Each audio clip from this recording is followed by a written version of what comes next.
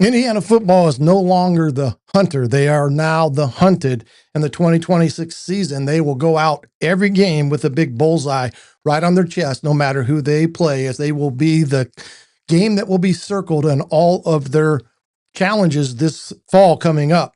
Every opponent, every week, doesn't matter. They're going to come for the Hoosiers because they are now the defending national champions. And now the question becomes, can Indiana handle being that team? For a team that has always been the hunter, it's a different fact pattern when you become the hunted, and every team gives you their A game. Tonight we're going to break down the spring practice, some of the roster battles that are going on, some of the new faces, and the pressure that comes with defending the standard that Coach Signetti talks about. We'll also talk about some players that I think are bound for a breakout year as we look at everything tonight from A to Z in this season. Hello again, everybody. I'm the coach, Shannon Griffith, and welcome to Hoosier Tailgate Live here on thehoosier.com. We are happy that you have are joining us here this evening as we set our sights on the completion of week 2 of spring practice. We're going to hear from Coach Sig here a little bit from his presser earlier today to listen to some of his comments. He's been classic Sig, I guess you could see. And also tonight, we want to appreciate if you could hit that like button and subscribe button as we try to increase our subscribers up to around the 6,000 mark as a target for at this point in time. We thank you if you already have subscribed to the channel, but if you have not, hit that subscribe button, hit the notification bell, and it will let you know every time we go live here on thehoosier.com. As well as those that are interested tonight and have any questions, by all means, we ask that you participate in the show. Put your name in the chat box as far as what questions you may have, and we'll try to get them answered as soon as possible, and hopefully that I can answer them. Because if I can't, I'll just tell you I can't answer that one. But we do appreciate everyone coming and being with us tonight. I know we're getting ready to dodge, I guess, another round of storms here in Indiana, especially up here in the northern part of Indiana tonight, as we got about 3 inches of rain the other night here in the northern part of Indiana. So we were kind of floating away there for a little bit. But this season for the Indiana Hoosiers is going to be one, like I said, where they are going to be the team that's going to be the hunted. And when you go into spring practice this year, it's kind of a different mindset when you come up, as you would think, of a team defending the national championship. But here's what Coach Signetti has always preached, regardless of where a team has finished the previous year. It's always about the standard. That's all they care about. He cares about the standard and playing up to the standard, whether it be practice, whether it be a game, a scrimmage, whatever that may be. They've got to live to that standard, and they have to do it in a way that meets the expectations of the coaches, but more importantly of Coach Signetti. So it's a little bit of different challenge in that regard. But I think all in all, this team has shaped up to be something that it's going to be an interesting competition through the spring as it will in the fall.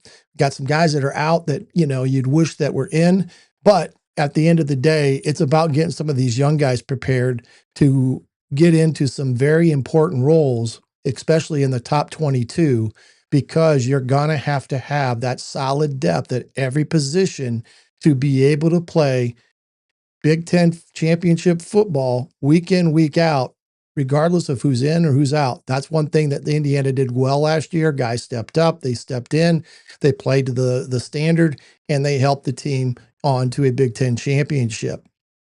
All I want to be able to say tonight is that this football team and what Coach Signetti has seen thus far, I think you could say he's been pleased by what the standard has been on practice in terms of his expectation. I think they were able to clean some sloppiness up on early. I think he's been very open about where certain individuals are at in terms of where they need to be and kind of where he expects them to be. But all in all, it's really about preparing this team, especially at all 22 positions, so that they have a solid group ready to go into fall camp so they can hit the ground running come August in that respect. But right now, we're going to listen to Coach Signetti's presser from today, and then we'll be back to cover more here on the Hoosier Tailgate.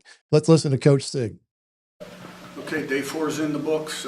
Day 5 coming up Saturday, and we can't make progress fast enough with all the new people we have in our program. Kind of treat every practice sort of like it's a game. We got 13 practices, and try to prepare the same way in terms of the things we demand on the practice field, so we can form winning habits and get rid of losing habits and kind of clean our ball up. I thought we cleaned our ball up a little bit today, but there's still a lot of improvement to be made. I do think we've made some progress up to this point, and I'll be anxious to see where we are maybe like after day 7 with the scrimmage coming up day 8. So, questions? Is that you left the same? With Josh Hoover, you mentioned kind of his impressive resume, but what areas you focus that you want to focus on with development with him, things that you're kind of working through this spring, in your guys' Yeah, we're still learning about him. A couple different things there. Would like to see him play a little faster at practice, a little more urgency, drive every ball. I don't know what was asked of him, where he came from in terms of practice, but no plays are like a throw off.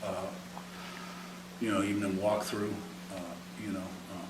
we get all wide receivers for running half speed. Well, we want to drive every football, throw it like in the game. But obviously, I think the great thing is, excited about Josh, first of all. Let's be clear about that. And he's got a body of work in terms of winning football games, passing yards, touchdown passes. Got to clean up some of the turnovers, obviously, which Coach Dykes made light of. But when Josh got here, he met his 2 new best friends. Great defense and a really good run game. And he was never the same after that. Same man you left with Pete? Coach, with new guys coming in at running back tight end, how are they adjusting to it? And what do you need to see from them to get to the level where you need to be? I like what I'm seeing from our running backs, and Beebe will join that group in the fall. I really like what I've seen from Turbo and Kobe and the freshman. Was doing a nice job. Kono's gotten better. You add Beebe to that mix, I feel good about that group. Good depth, good competition. The tight end thing, because some of the guys we brought in aren't available to practice this spring, Brock Schott and Gibbs. We got Elmore, for instance, and bring another tight end in the fall. The only 2 tight ends out there are the 2 that were here last year as true freshmen. So, I think that position will look a lot different in fall camp. I think both the guys out there practicing right now are getting better, and I can see them making progress. And I'm really excited about Schott and Gibbs. I think they're outstanding prospects. So, it's going to look a lot different in the fall when you throw Carter Smith in there at left tackle, Big Ten lineman of the year. And some of the guys that are out right now, we've got 2 receivers out too, not practicing, than it does right now. So. Pete on your left and set. Yeah, Kurt, you mentioned a little bit about Beebe, but what does he bring when he's healthy? What will he bring? And then from Carter Smith, what more are you looking for from him? Yeah, Beebe loves ball. He loves the process. He's a guy you got to slow him down in terms of training. Make sure he doesn't do too much in the summer on his own. He ran into a little problem last summer. Overtraining, so to speak. I thought he really performed well until he got injured, 3rd game of the year. Carter Smith, is rehabbing his shoulder, hurt his shoulder at the end of the year, had surgery. So I just want to get him back, and 100%, so he can take the next step as a football player. I thought he's taken huge steps both years he's been here, and looking for him to take another step, make more progress, and be a great leader and a great player for us. Seth on your left and Jerry. Yeah, you always talk about, how much you value production over potential and all that, and you have so much, returning production or production that you added through the transfer portal in the defensive line room. Just, I guess, whether inside or outside, just how are those groups stacking up right now? What do you like about the guys that you brought in, and, how much competition do you see carrying into fall camp? We have a lot of bodies there on the defensive line, returners, transfers, and then high school guys. So, there's a lot of guys getting work right now. I thought we looked like we squirted a few runs today at practice. We'll watch the tape after this. But it looks like we have a chance to be decent there. Landino and Tucker are the two returners. And the Duquay started a couple games, but they're the two primary returners, and we've added some pieces to the mix, so it'll be interesting to see how it shakes out. I think in general, what I would say about the spring is there's been good, bad, and ugly. And, I'm starting to get a kind of beat on every guy in the program right now where they're at in terms of their development and what buttons to push, to help them become the best they can be. Jerry on your right and Zach Beebe.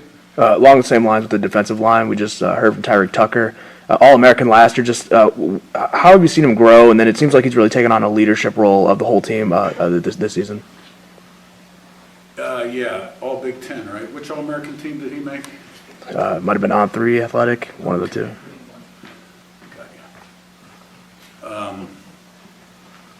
Yeah, counting on him really to lead through his actions and have a big year and be in that backfield a lot this fall. So, you improve by kind of being consistent day in, day out to high standards and not being an up and down football player, because how you do something's how you do everything.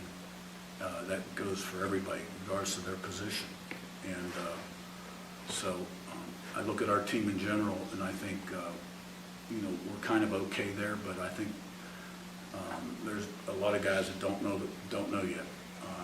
But I see us making progress. And so Tucker is one of my favorites, great personality, kind of a funny guy.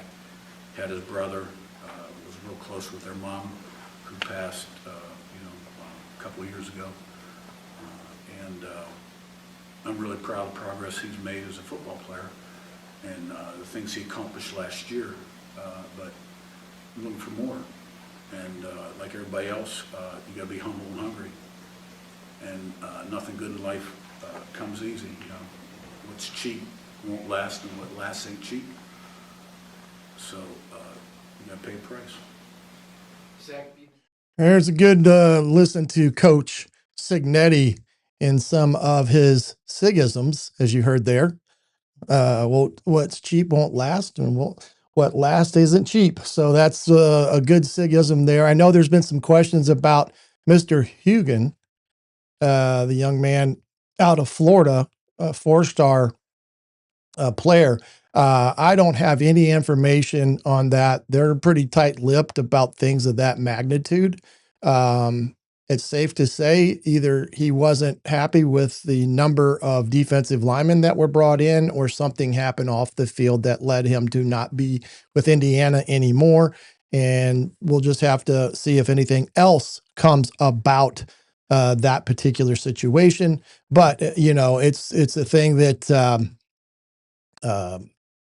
sometimes happens, and, there's not maybe much of an explanation that's given, and you just got to have to live with kind of what is or isn't said. And sometimes it comes out down the line, but right now he's not with Indiana or on their roster.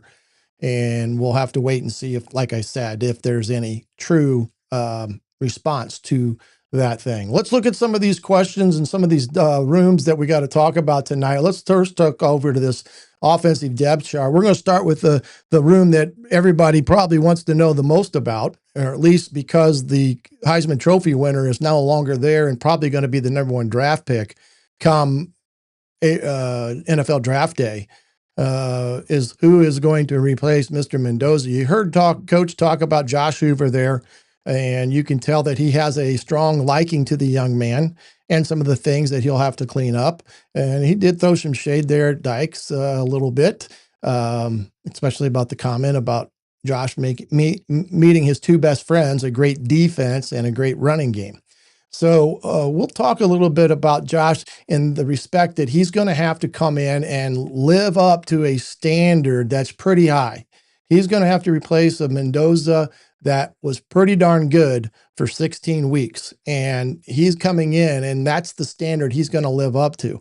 But here's my concern at that position when it comes to the overall position as a whole. I'm very concerned about Indiana's depth there.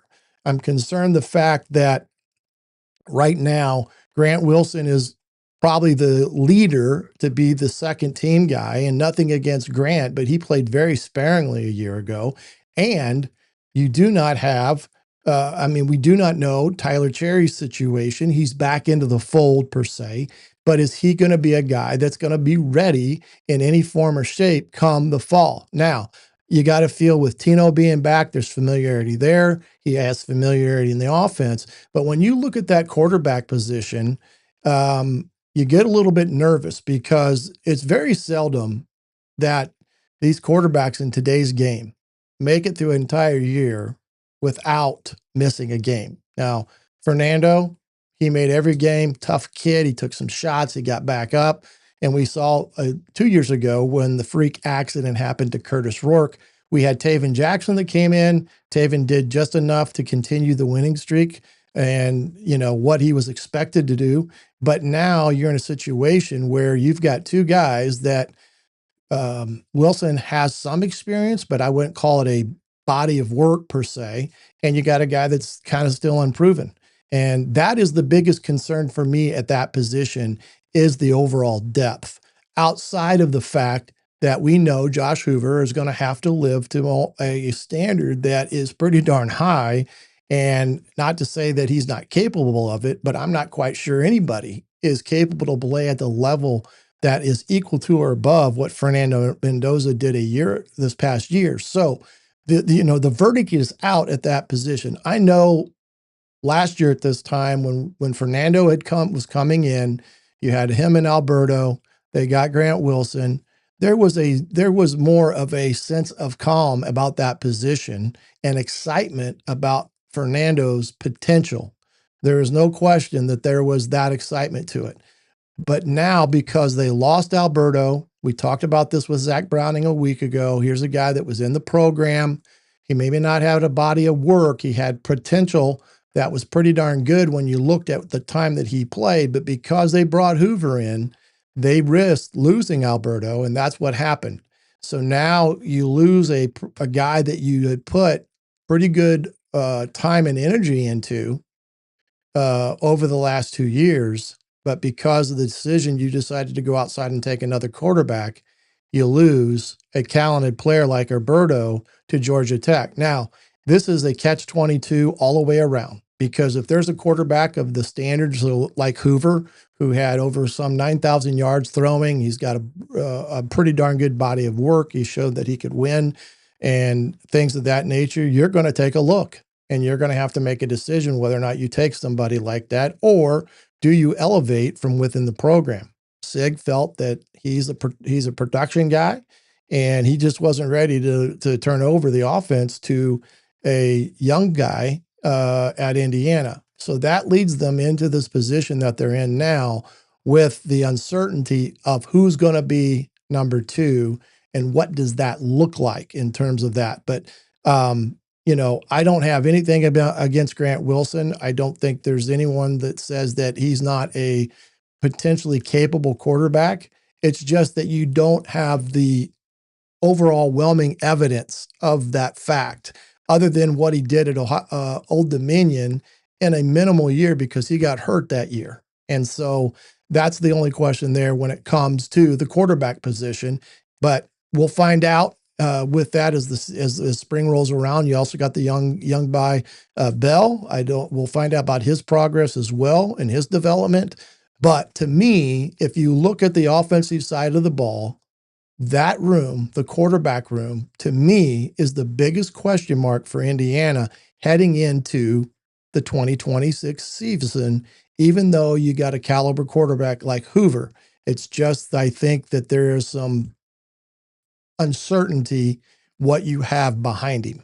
And that's the one thing that I think leads to a little bit of some concern overall. Looking at the next position, let's talk about the running back room. We heard Kurt Signetti talk about that, where, Beebe, Richard, and Martin, all three of them, he's very excited about. Of course, right now, Beebe is still healing up from that knee injury. And you heard him talk about, the importance of them being able to limit his work ethic to a degree that he doesn't overtrain with that knee injury and such. So that's the one thing that they have to be worried about with him. But overall, he feels very confident. And I think we can all say, or at least from my perspective, I'm excited about the Martin kid, because here's the kid that, although got minimal opportunities, the one thing that kid did every time he got into a game, he produced. And not that he was, maybe not running against the one, behind the one offensive line, but that kid has shown that he can produce and produce at a high level. And I do believe he has great speed as well. So I do think he's a guy that holds the home run hitting opportunity that you may have with him at that running back spot, fighting for, touches. And of course, Turbo Richard, we know what he does in terms of what he brings from Boston College. Here's a guy that also has pretty decent speed. He can catch the ball out of the backfield decently. And he's a guy that is shown to make big plays at the time they're presented in the run game or the pass game. So I feel confident there at that position. I do think Kobe Martin is a potential breakout player for Indiana this year, and it wouldn't surprise me a bit if he is RB1 and has a lot to say about how Indiana's run game goes, because I am really excited about that kid. I just think he has got a lot of upside to him, and I like the way he competes. And that's not to say that those other guys won't have a chance, because, Beebe, he's got as good a speed as anybody. And we know Turbo, what he brings to the table. And there's some young guys in that group like Kono and some of them that are going to get good looks this spring, because, again, you got to have depth and consistency. But when it's said and done, I look for Martin to be the guy that probably elevates his game. And I think he will go out and try to be that guy at RB1 when it comes fall. So I'm very excited about what is there in that running back room, another room with great talent. Now, we lose two of the most productive running backs Indiana's had in Hemby and Kalon Black. Black is a guy that I thought, a guy that's been in the shadows for 2 years, and he came out this year and just had one of those years with kind of a breakout year for him. And he did a lot of great things. He had a great pro day there the other day. His 40 time was faster than any of the running backs that got invited to the combine, which, shows you he's used that as a chip on his shoulder to show his value. And I think he's helped himself here in this offseason in that respect. So again, I like Martin. I like Beebe, if he can get back to being 100%, which I think there's no question that he will. And then, of course, Turbo and what he brings to the table. And we'll just see what some of those young guys. But one of my picks for a breakout year is Martin. And I do think that is potentially going to be something that will happen this year when it comes to it. Now, when you get to the other aspect of things in this arena, you go back and you look at the wide receiver room. And again, this is a room where you got Becker and Preston. Preston's a kid from Tulane. You got Morris and Bond. Tyler was a kid that was hurt last year. He transferred from Michigan. And then Nick Marsh from Michigan State and Davion Chandler as well at that position. Those seem to be about the four guys that are probably the top top six guys within the rotation. And that's not to say there's not two others that can step into that arena, but here is definitely a room that probably with Omar and Surratt and EJ Williams, who had all three darn good years, you have to look at that room and say, Indiana upgraded in some respects in terms of talent. Now, that doesn't mean that those guys are going to go out produce what Omar gave them and what Elijah gave them, because those guys have to live to the standard that they're coming in to play with. We already know what happened to Nick Marsh when he trotted out on the field that first practice with some golden shoes on. He found out real quick what the standard is, and there's no individualism on this team. So again, with Marsh, with Morris, with Preston, those guys all have unique physical abilities in terms of size and speed. And then what can you say about Charlie B? He was a guy that had a breakout year a year ago, probably a year earlier than they were anticipating in terms of his role within the program. But when there was a opportunity to elevate his play and get time, that kid took it full advantage of it. And there's no question that his biggest thing to this year will be to improve upon what he had last year. And I don't think there's any question that kid's not going to give you the effort and everything you want out of him, because that's the type of kid he is. And he's a great leader in that room. And he provides that room with some experience and leadership on top of what they got from other programs. If I had to look at who's probably going to have a breakout year, I like Bond, but Chandler's the kid to me that you got to keep an eye on, because that kid, I think, has got the whole package. And some of the games that I saw him play, he got to play a little bit against Purdue. He had that long touchdown reception where he actually pulled away some guys. But he's a guy that I do think will have a breakout year. And that's not to say a guy like Marsh or a guy like Preston wouldn't either, because they're new to the program. I just think a guy like Davion Chandler is a guy to keep an eye on, as is Bond, because those two kids were highly touted guys that Indiana really recruited hard. And they showed a little bit of that sign of their abilities last year with the sparing playing time that they did get. But you got to be excited about that room. If you're not excited about Indiana's wide receiver room and respectfully the wideout or the running back room, I don't know what to tell you, because there is some talent there that Indiana has continued to improve upon over the last 2 seasons. And they've had some pretty darn good guys in those running back rooms and receivers rooms that have made a lot of plays at Indiana. And you got guys coming in that maybe elevate that room a little bit more. We'll see. We'll see. Marsh is going to be challenged, as is Preston. All those guys have got to live to the standard. This isn't Michigan State. This isn't Tulane. Just like for Hoover, this is not TCU. And Sig doesn't care how those coaches coach their program and what they expected out of them. All he cares about is the standard that he sets and the expectations that he has for each and every kid. And if they're not making, or if they're not living up to that, he's going to let them know about it. And that's the one thing Sig talks about a lot. And I firmly believe this as well. You're always chasing complacency. Complacency is the dirty word in any athletic competition that you can think of, team competition, because once you become complacent, you ultimately form bad habits, and those bad habits create bad things happening on a Saturday afternoon. So he is not going to let anybody that has either been here or guys that have just come in have any complacency through these next 3 weeks. He's going to make sure that he's getting everything out of them with that. So I do think in that respects is the chance that we've got with that skill positions, especially in the wide receiver room. So, but I do think Chandler's a kid that can really put himself in a position to really contribute this year, because you're going to need those 6 guys to be able to roll in, roll out, because that's the best thing that Indiana can do, is putting fresh bodies out there, especially on the outside. Now let's take a quick look at the tight end position. This is the position that probably has a little bit more concern than the quarterback room.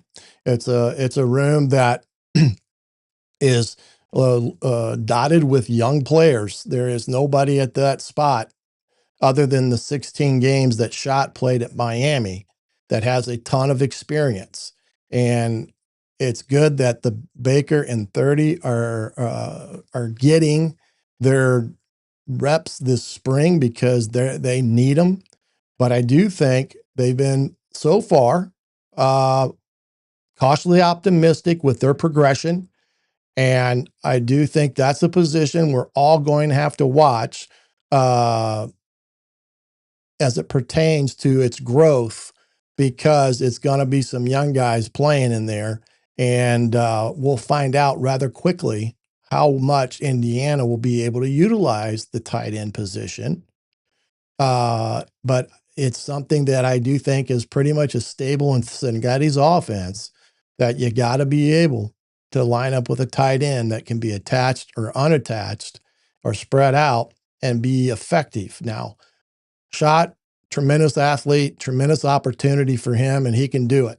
As far as it goes to the other two young men that are there, we'll find out. The other kid that's not doing this or practicing this spring is Parker Elmore, who is a very athletic kid out of Columbus East High School. And the other one was Gibbs that he talked about out of Crown Point. That kid, I concur with Signetti's excitement. That kid is a talented kid that could probably help them, because he definitely passes the eye test, they say. So that position has a little bit more of a question mark because of the youthfulness that is in that room, and the fact that a couple guys are missing critical reps when it comes to that aspect of it. So that would be the biggest thing there. Then you go back to the offensive line. What can you say about this offensive line? 2 years ago, big uncertainty. Last year, there was a lot of excitement because you felt like you had, that 9, 10, 11 guys that could go play at a high level. You lose some guys up front. Big fact that you get Carter Smith back, even though he's not playing this spring, which is not a problem.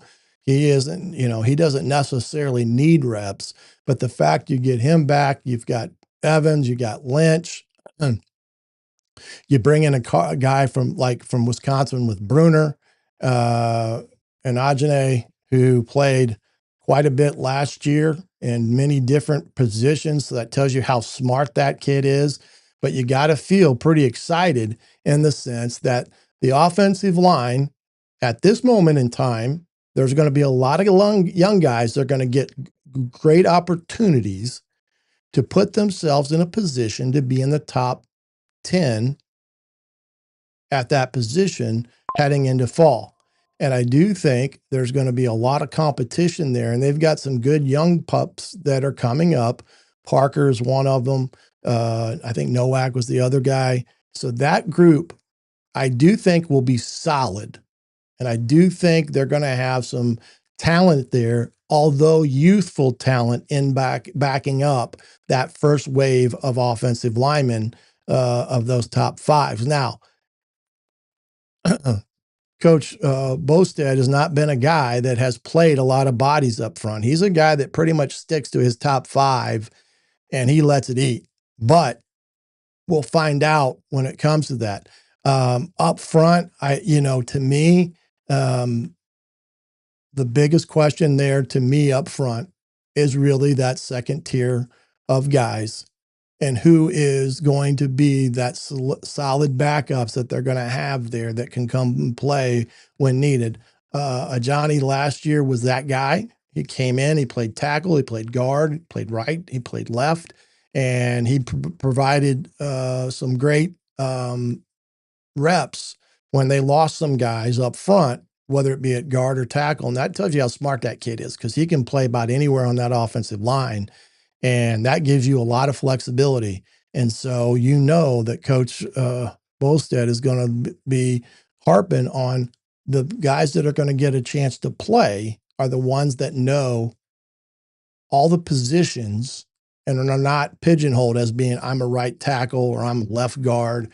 they got to be able to play on either side of the line of scrimmage. So in that respect, I feel pretty good there. But on offense this year, I do think there are a couple guys there that we talked about, potential breakout players. We talked about Kobe Martin being one of them. I'm really high on him. Chandler is being my next pick, as well as a Bond in there as well. We'll see. And there's some question marks there. We're going to get the answers to those question marks as we go through the spring, that will be able to kind of pigeonhole what those top 22 are looking like heading into the fall and this summer, knowing we've got some guys that are not out there competing right now. They're going to be a factor in position races when it comes time to suit it up in the fall. But I do think Indiana will have a talented group on that side of the ball to carry the load that they saw this year. And I do think they have the guys there to produce and make plays, because when it comes right down to it, during this time, it's not much as about the play, how many plays a guy can make in the spring. It's really about their maturity, their chemistry as a team, and their leadership. Who are guys going to be that are going to step into leadership roles? Charlie Becker, leadership role. You got that. You got Carter Smith. We know what he is as it pertains to a leadership role. Who are going to be those other guys that step into that? Who are going to be those guys that mature up and know what the standard is and do not let complacency enter in to their equation as a player? So that will be the thing that we'll find out as we go on here in a second. We're going to, right now, we're going to take a quick break here, going to learn from Fanatics and what some of the things there. Jason, we'll talk about that defense that you got a question about here in a second. That's the one thing that we'll get back into here on the defensive side of the ball, because to me, the defense is locked and loaded again for the 2026 season under Mr. Brian Haynes. We'll take all that when we get back right here with more Hoosier Tailgate Live here on thehoosier.com. Hoosier fans, take a moment and soak this in. Indiana is national champions, history made, banners raised, a season we'll talk about forever. And now it's time to wear the moment. Head to my Fanatics store and grab the official Indiana Hoosiers national championship gear. T-shirts, hoodies, hats, and championship designs built for fans who lived every snap, every fourth down, every win. This is authentic Fanatics gear, not knockoffs. Designed to last, comfortable, and ready to rep anywhere you go. Whether you're at the game, around town, or watching next season, knowing who sits on top, this is how you show it. Supplies won't last forever, and once it's gone, it's gone. So don't wait. Hit the Hoosier Tailgate Fanatics store, lock in your Indiana National Champions gear, and wear it with pride, because this championship is forever.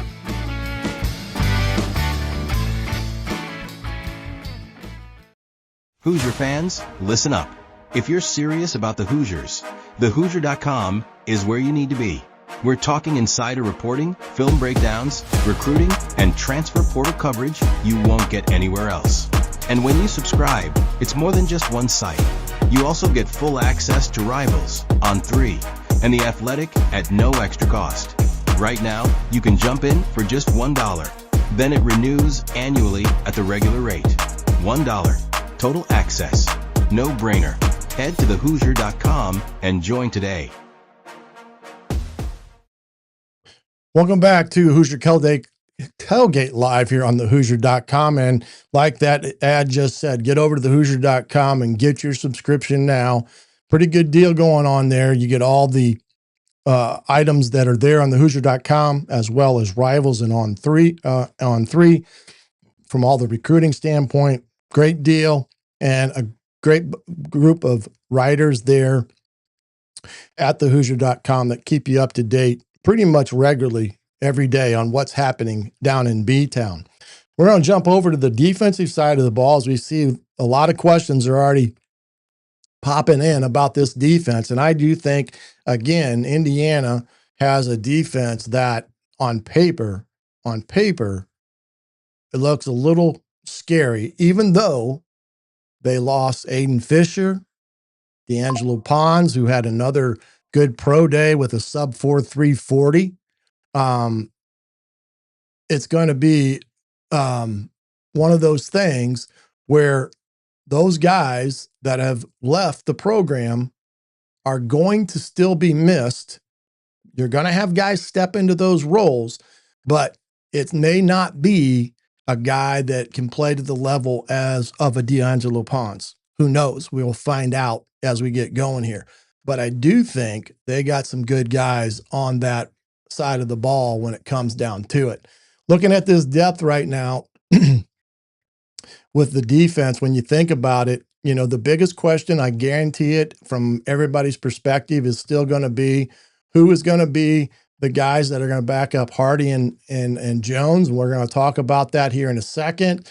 Who are going to be some of the young guys that step in and things of that magnitude. The one we're going to start up front, though, because, again, you got to be tough up front on defense. And I do think Indiana has done that just again. You got two of the kids from Kansas State, Toby and Chade, who are both big-time players that came in from Kansas State that I do think are going to put themselves in a position to contribute. Chade can move inside as well as play the outside. You got Landino and Tucker back into the fray. Yelly, the kid from Tulsa, I do think is going to be a guy that can add some great minutes.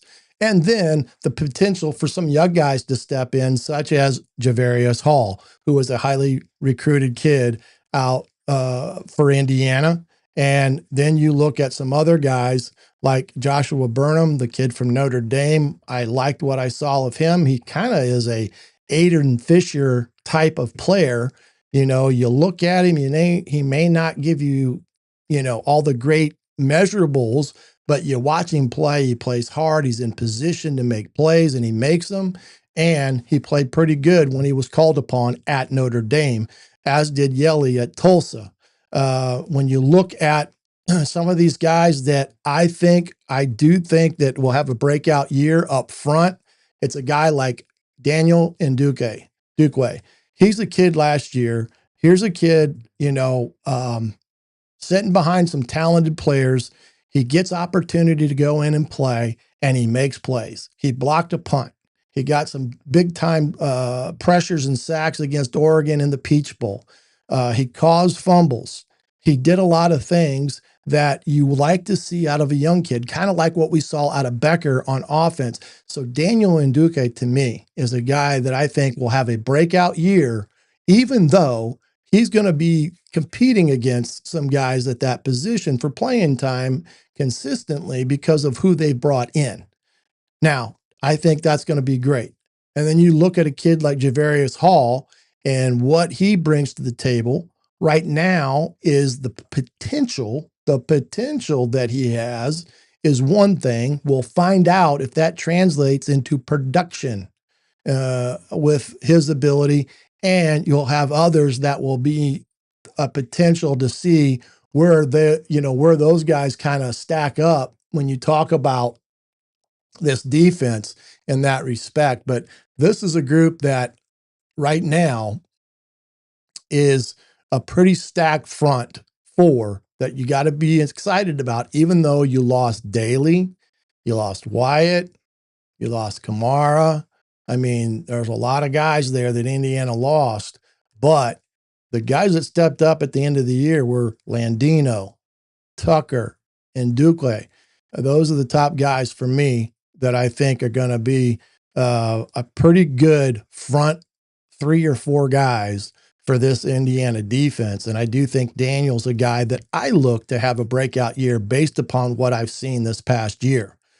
Now, going back to the linebacker room, and you look at this aspect of it, you know you've got 2 guys in there with Hardy and Jones. Those 2 guys are going to be guys that are going to be the leaders of the defense. Jones has got a motor that just won't quit. He's a kid that, you know, last year it was fun watching that kid play. He turned it loose. He would pin his ears back and go let it fly. And he made plays, as did Hardy, a kid that was, you know, essentially a 0-star out of high school. here's a kid that has come in and played quite well at that linebacker position.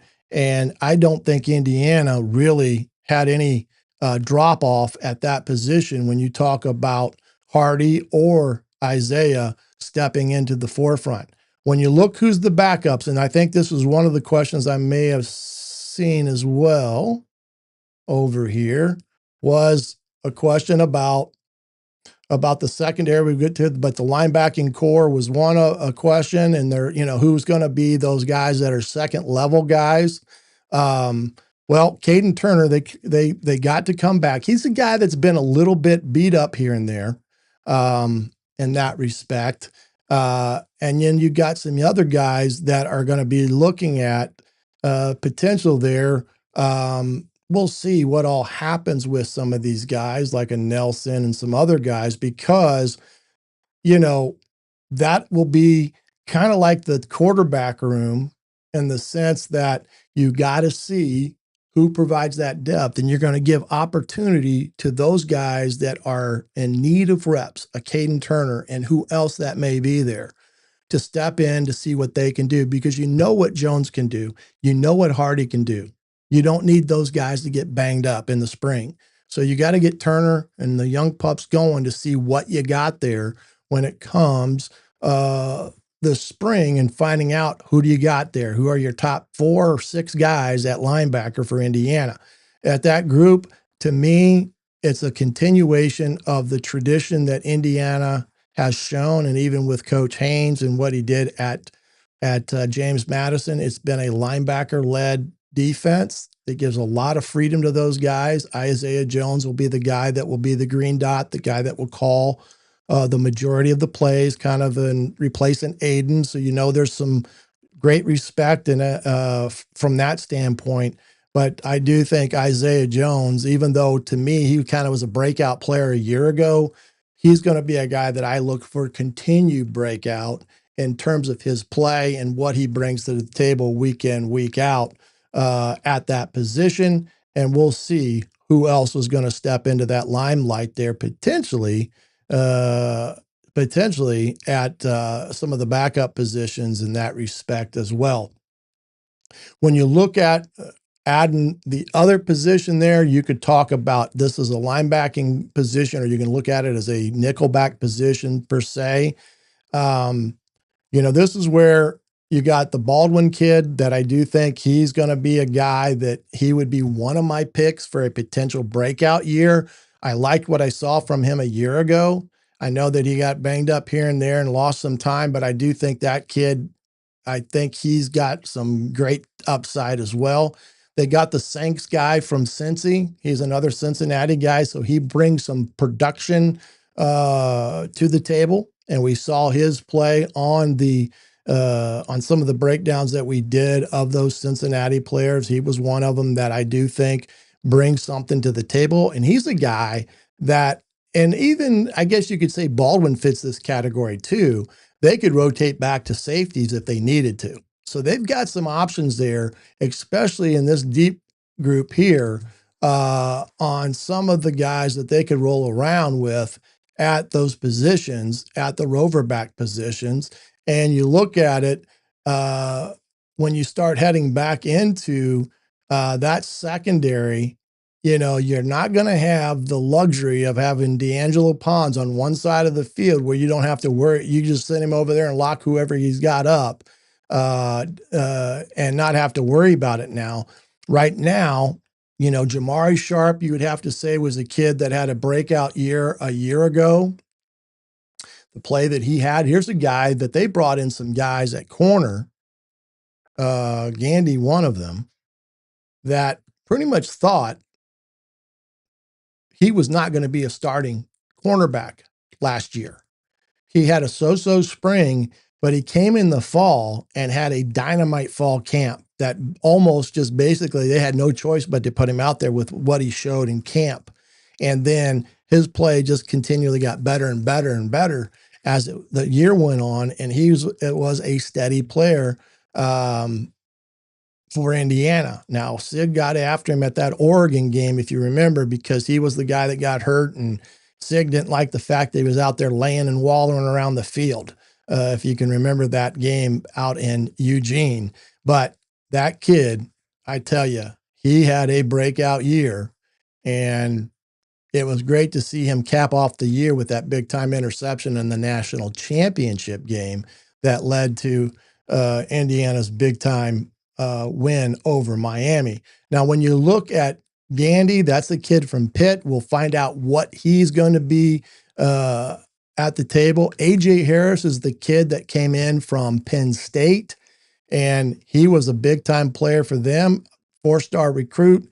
So he brings in a lot of talent and playing time. And then you got the Carson Williams kid that transferred in from Montana State. Now he's a young player, but you also got a guy by the name of Jalen Bell there that I think is also a young guy that we're going to have to watch as well to see where he ends up. So you look at that cornerback position and you feel pretty good with what's there, even though you lost a D'Angelo Pons. Now, we know that replacing a guy like Pons is not an easy thing to do, but you got to like that you've got some options there of guys that can bring some stuff to the table, because when you look at Gandy and Harris, those guys are 6 foot, 6'1". And remember, D'Angelo's biggest downfall, or what people thought was a downfall, was his size. So now you got some length and size out there. Does that translate into play that is on par with D'Angelo? We're going to find out, but you got to like that group. If I had to pick a guy out of that group to have a kind of a breakout year, and from what I'm hearing, this Gandy kid, I think, is going to be a guy that really steps to the forefront in that secondary group. And I know that they're pretty excited about him, even though he didn't see a lot of playing time last year. He was the guy that stayed with it. He stayed, into the game. Remember the Knighton kid from Northern Illinois? He came in and he was gone. He didn't like where he was at on the depth chart. So you like a kid like Gandy who comes in here and he wants to be a guy that can, you can count on. And then Harris, Bell, and Williams, you got to feel good with the depth there as well. And that's the important thing. The last thing you look at here is the secondary and the backfield. But right there, you got Amari Farrell back. Here's a kid that, man, oh man, that kid has had a great couple seasons with Indiana, if not more, because I think he may have played every year thus far for Indiana. And he's one of those guys that can make some play, plays in the back half. He does pretty good. He's a guy that's not afraid to stick his nose up in there when he needs to be, 6'2", 205. And then Preston Zachman, you got in from Wisconsin. He only played about 3 games last year due to injury, but he's a guy that was a Big Ten player. I want to say first team, if I'm not mistaken, a couple years ago. But I do think they bring in the guy like that with some experience that helps him quite a bit. And then we're going to see some of these young guys come into the fray as well back there for backup. So there may be a little thin there per se, but remember, you got Baldwin and Sanks up here that could also rotate back here into that back half. So you do got some coverage there overall. But I do think that group has the chance to have some guys that step up and show out. We talked about Ndukwe, Gandy. I know Isaiah Jones will continue to grow. I do think this is a year that Hardy could be a guy that shows up more and more because of his play last year was good. And I do think he's a guy that is smart. He handles the defense well. He's tough.